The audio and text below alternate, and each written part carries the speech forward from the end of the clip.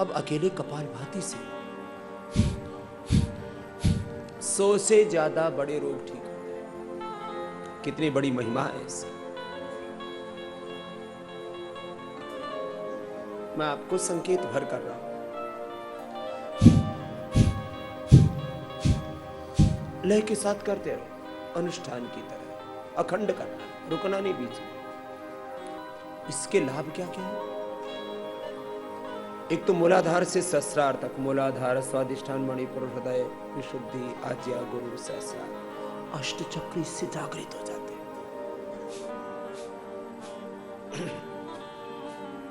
दूसरी बात,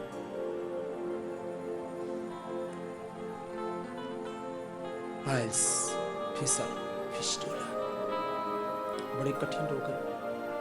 हम इसमें सुबह खाली पेट ठंडे दूध में नींबू एक निचोड़ करके पीने के लिए कहते हैं, केले में कपड़ू डाल करके खाने के लिए बोलते हैं,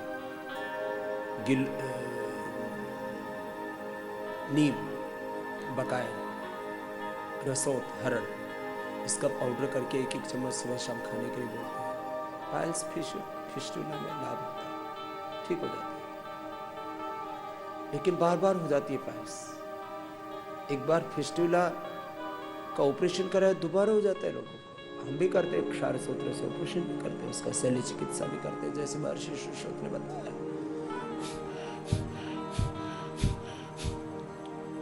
कपालभाति से पाइल्स, फिसर, फिस्टुला तीनों ठीक हो जाते हैं।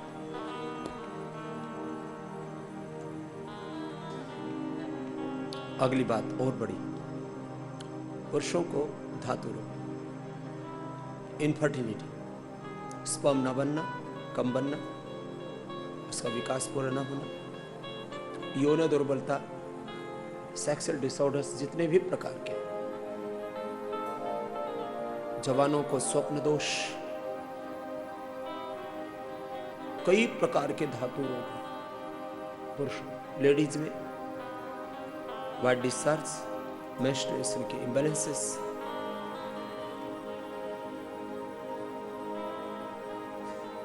ओवरी में सिस्ट, यूट्रस में cyst, polycystic ovaries, Philippian tube का बंद होना। मैं 100 से ज्यादा बीमारियों के नाम बता रहा हूं और वो मैंने ठीक किए प्राणायाम से, उसके पूरे साइंटिफिक एविडेंस हमारे पास है। मैं खाली ये किताब पढ़ के नहीं बोल रहा हूं। और आपकी जानकारी के लिए, अभी तक इस धरती पर पतंजलि से जो हमने लिखा वो अलग बात है। धरती पर जितनी भी किताब है योग के बारे में या कोई मेडिकल साइंस की, उसमें कहीं पर नहीं लिखा जो मैं बोल रहा हूँ। यूट्रस के फाइब्रोइड्स इससे मेल्ट हो जाएंगे, ओवरी की सिस्ट खत्म हो जाएंगी विदिन 1 to 3 months, ज्यादा टाइम नहीं लगता। ये सारा मैं अनुभव के आधार पर कह रहा हूं। हिंदी में इसको बोलते हैं अनुभूतिक सत्य। જે અનુભવ કર્યા છે એ સત્યને હું શબ્દથી અભિવ્યક્તિ આપી રહ્યો છું. યુટ્રસ, ઓવરી में सिस्ट, પોલિસિસ્ટિક ઓવરી છે. ફિલિપિયન ટ્યુબ બંધ થઈ ગઈ, એ ઓપન થઈ જાય. હું રાજકોટમાં શિબિર કરતો હતો 12-14 વર્ષ પહેલા. એક બેન આવી હતી, બે ટ્યુબ બંધ હતી. એના એક્સરે ને બધી રિપોર્ટ લઈને આવી. સતત 9 મહિના પ્રાણાયામ કર્યા અને ટ્યુબ ઓપન થઈ ગઈ અને સાથે દીકરો થઈ ગયો. એ દીકરો લઈને પોતાની રિપોર્ટ લઈને આવી. સ્વામીજી, બધાય ડોક્ટર મને ના પાડી દીધી હતી કે તમે માં નહીં બની શકો. प्राणायाम करता, योग करता हूं, मां बनी गई, मना आशीर्वाद आप.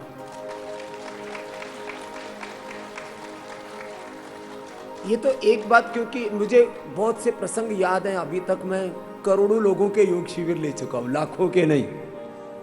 मैं कीधु कि आ लाखों नहीं करोड़ों लोगों ऊपर आ योगનો પ્રયોગ કર્યો.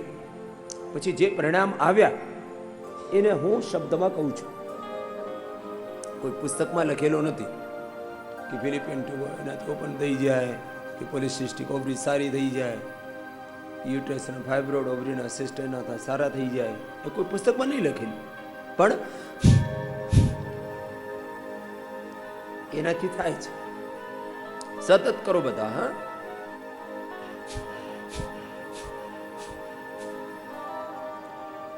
સતત ચાલુ રાખો. બીજું શું શું થાય? જેને સંતતિ ન હતી અને સંતતિ થઈ ગઈ, અને પછી જે બ્રહ્મચારી સંન્યાસી યોગ કરે એ ઉર્ધ્વરેતા થઈ જાય. બંનેનો લાભ, ગૃહસ્થનો લાભ, સંન્યાસીનો પણ લાભ. કોઈને ક્રિએટિનિન લેવલ વધી ગયું, એનાથી કિડनी फेल થઈ જાય. हमने प्राणायाम करके क्रिएटिनिन लेवल को नॉर्मल कराया. ऐसे हजारों लाखों लोगों को किडनी फेलियर से बचाया. ये धीरे धीरे हमको पता लगा. जैसे जैसे कराते गए, ब्लड टेस्ट कराया तो पता लगा अरे ये तो क्रिएटिनिन लेवल बढ़ा हुआ था, वो तो घट गया. फिर हीमोग्लोबिन कम था, वो बढ़ गया. मेरा हीमोग्लोबिन जब से प्राणायाम को, पहले मैं आसन ज्यादा करता था, मैं खुद भी व्यायाम ज्यादा करता था, 500 1000 दंड लगाता था. आज भी लगवाएंगे तुमसे भी, थोड़ी दंड बैठक में लगाएंगे तो थोड़ा बॉडी में तो स्ट्रांग होनी चाहिए ना. सर्दी भी भगाएंगे. ये तो गुजरात में ठंड होती है नहीं, अभी फरवरी में ठंड हो रही है, इधर भी थोड़ा सर्दी भी भागेगी, शक्ति जागेगी. मेरा हीमोग्लोबिन 25 सालों से 17.5 रहता है.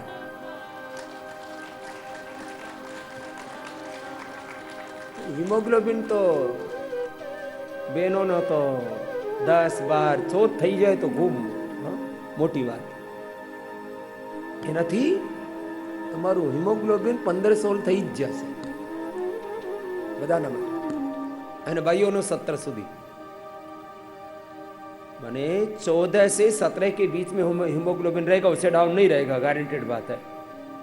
चाहे पीरियड चल रहे हो या बंद हो गए हो, बहनों को भाइयों के लिए हीमोग्लोबिन इससे अच्छा हो जाता है. Vitamin A, vitamin B, vitamin C, vitamin D, vitamin B12, no deficiency, कोई डेफिशिएंसी नहीं.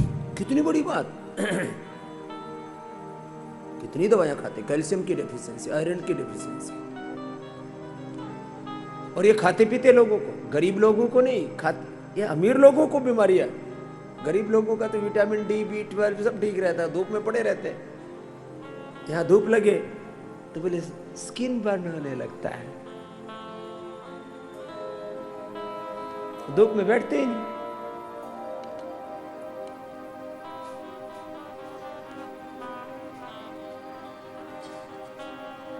इसे सारे ब्लड रिपोर्ट एकदम, कोलेस्ट्रॉल नॉर्मल हो जाता है इससे. कोलेस्ट्रॉल, ट्राइग्लिसराइड, अच्छा कोलेस्ट्रॉल बोलते HDL. अच्छे कोलेस्ट्रॉल को क्या बोलते बोलो? HDL, high density lipoprotein. HDL बढ़ता है इससे, प्राणायाम से. बाकी भी जितनी एक्सरसाइजेज है HDL बढ़ाती है, प्राणायाम खास. और कोलेस्ट्रॉल कम कर देता. जैसे फलों में बादाम, अखरोट, ये अच्छा कोलेस्ट्रॉल बढ़ाता है HDL, और खराब कोलेस्ट्रॉल नहीं बढ़ाता. काजू अच्छा कोलेस्ट्रॉल घटाता है, खराब कोलेस्ट्रॉल बढ़ाता है. इसलिए हम काजू खाने की सलाह नहीं देते कभी भी. 1-2 खा लिया तो कोई बात नहीं टेस्ट में, लेकिन मजा बहुत आता है काजू खाने में. पहले मजा, बाद में सजा. इसलिए मैं काजू खाने के लिए ना बोलता. कुछ लोग कहते हैं इसमें तो हमने वो रोस्टेड वाला खाया, उसमें से ऑयल तो निकाल दिया, तो फिर वो और ज्यादा विकार पैदा करता है शरीर में. रोस्टेड बादाम, रोस्टेड काजू तो खाने ही नहीं चाहिए. मैं आपको अभी लेटेस्ट एग्जांपल देता हूँ. हमारा शरीर तो शुद्ध है. अब हम पूरे देश में, हम तो इमरजेंसी में प्राइवेट प्लेन में चलते हैं, नहीं तो रेगुलर फ्लाइट में जाते आते हैं. और ज्यादातर आजकल सर्विस इंडिगो की हो गई. अब उसमें मेरी इतनी यात्रा होगी तो जब भी बैठते तो हर बार कभी काजू कभी बादाम. ऐसे बोले क्या लोगे? अरे हमको कुछ नहीं लेना. फिर भी बोले लेना तो पड़ेगा ही आप. तो हमने पिछली बार वो लेकर हम सबको बांट देते, जो भी कोई बैठा पड़ोस में उसको खिसका देते. पिछली बार हम बैठे थे तो एक पड़ोस वाले ने कहा कि आप भी 2-4 खाओ. मैंने 5 दाने खाए होंगे उसके, 5-7 दाने। 3 दिन एसिडिटी रही रोस्टेड बादाम खाने से। काजू तो खाते ही नहीं। रोस्टेड बादाम अत्यंत पित्तकारक होता है, पूरा पाचन तंत्र को गड़बड़ कर देता है। 3 दिन फिर दूध पिया तो जाकर के वो ठीक हुआ पूरा, और हरी सब्जी बहुत खाया, सलाद खाया, तब जाकर के ठीक हुआ। हम लोग इतना शरीर को कचरा बना रखा है, कुछ भी खाते रहते हैं जैसे शरीर कूड़ादान हो। करो कपालभाति, इससे हमने किडनी को ठीक किया, लीवर, एसिडिटी, बिलिरुबिन सब ठीक हो जाता है। हेपेटाइटिस ठीक किया। मैं कपालभाति के 100 से ज्यादा लाभ बता रहा हूं। इंटेस्टाइन की बीमारी, constipation, indigestion, colitis, ulcerative colitis, liver की जितनी बीमारियां, आंतड़ा की जितनी बीमारियां, आंत की, किडनी की जितनी बीमारियां, और पेनक्रियाज की जितनी बीमारियां, पेनक्रियाज में सोजन आ जाए तो पेनक्रियाटाइटिस, पेनक्रियाज ना बीटा सेल्स डीजनरेट चाहिए तो फिर उसको बोलते हैं डायबिटीज, टाइप 1, टाइप 2। वर्ल्ड में पहली बार डायबिटीज के पेशेंट नॉन डायबिटिक हो सकते हैं। इंटरनेशनल ऑथेंटिक जर्नल में हमने रिसर्च पेपर पब्लिश करवाया, डायबिटीज के पेशेंट नॉन डायबिटिक हो सकते हैं, अर्थात डायबिटीज क्योर हो जाती है।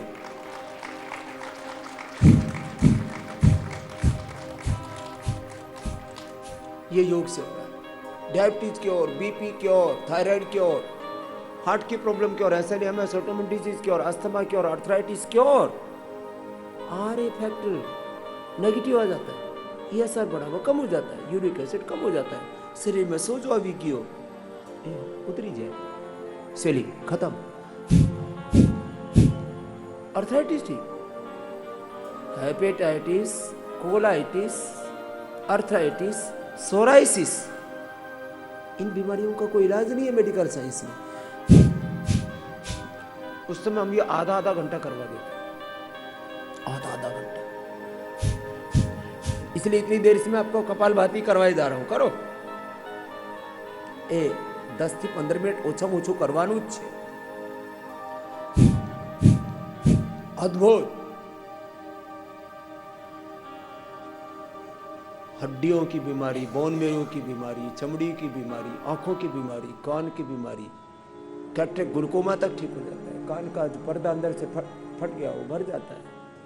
अरे क्या ठीक नहीं, डीजनरेट वे सेल्स रीजनरेट हो जाते हैं।